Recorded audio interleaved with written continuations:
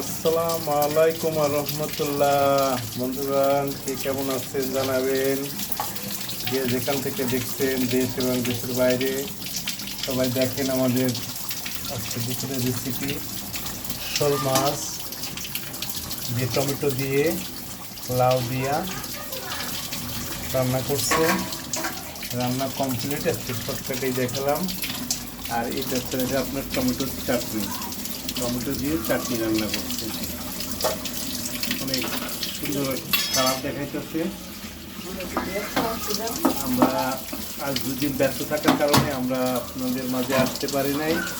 আজকে একটু ছোটো পরিসরে আসলাম।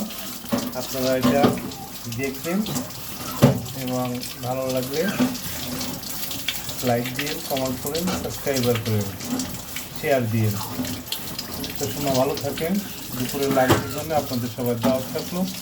আবার দেখা হবে অন্য কোনো ভিডিও নিয়ে, ইনশাল্লাহ। আসসালামু আলাইকুম।